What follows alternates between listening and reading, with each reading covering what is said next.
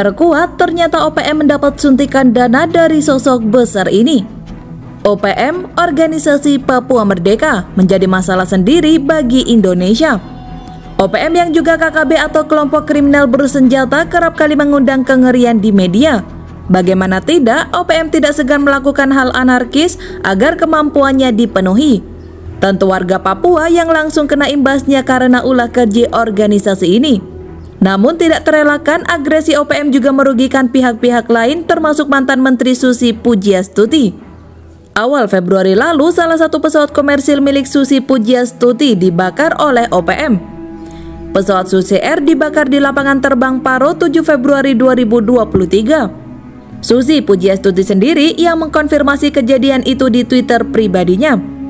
Ironisnya pilot pesawat Susi Air ternyata disandra oleh OPM sampai sekarang. Banyak pihak yang terus mendalami kasus ini termasuk membuat kontak terhadap awak pesawat Susi Air tersebut. Salah satunya Kepala Bidang Humas Polda Papua Kombes Pol Ignatius Beni Adi Prabowo. Mengutip Antara, Ignatius juga menambahkan aparat TNI dan Polri untuk membantunya. Rekan-rekan melakukan investigasi terkait kondisi pilot serta seluruh penumpang. Tim akan mendalami apakah ini murni atau kecelakaan yang menyebabkan terbakarnya pesawat itu. Atau bisa saja pesawat Susi Air dengan nomor penerbangan SI9368 memang dibakar oleh OPM. Tidak menutup kemungkinan bahwa pesawat itu ditahan oleh KKB karena wilayah itu termasuk markas mereka, terangnya. Selain kejadian yang menimpa Susi Pujiastuti, OPM nyatanya sering melancarkan serangan di Papua.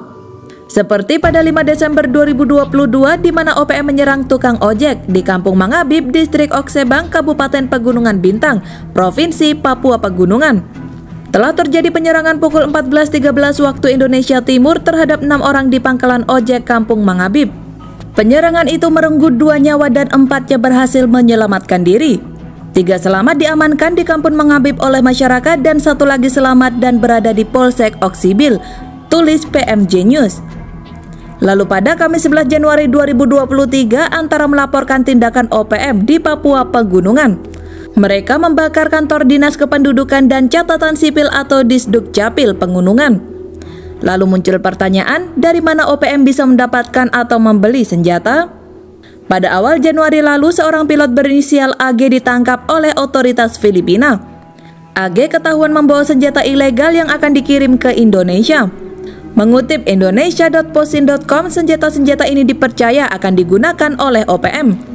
Lebih lengkapnya, senjata-senjata itu merupakan 10 senapan M4 laras panjang tanpa amunisi.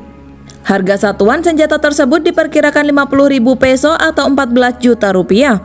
Lalu ada 2 senapan laras pendek atau tanpa amunisi seharga satuannya 45.000 peso atau setara dengan 12,5 juta rupiah. Pertanyaan lain, dari mana OPM ini mendapatkan uang untuk bisa mengimpor senjata itu? Akhirnya terjawab oleh KPK bahwa OPM mendapat suntikan dana dari Gubernur nonaktif Papua Lukas NMB. Lukas NMB sendiri kini sedang berkasus dan pencucian uang. Gubernur nonaktif ini sedang menjalani persidangan untuk membuktikan perbuatannya. Kendati demikian, KPK mengaku masih sulit membuktikan hal tersebut. Oleh karenanya, Wakil Ketua KPK Alexander Marwarta mengatakan bahwa temuan ini masih berupa dugaan. Kita mengarah ke sana atau dugaan suntikan dana OPM, namun proses pembuktiannya yang sulit, terang Alexander. Namun di luar itu, KPK telah buktikan barang bukti keterlibatan Lukas NMB atas kasus pencucian uang. KPK perlihatkan tumpukan uang tunai dengan nominal 81 miliar rupiah. Selain uang, KPK juga temukan barang bukti lain berupa bangunan. Bangunan yang dimaksud adalah sejumlah hotel yang nilainya mencapai 144 miliar rupiah. Bahkan ada juga apartemen di kawasan Jakarta dengan nilai 2 miliar rupiah.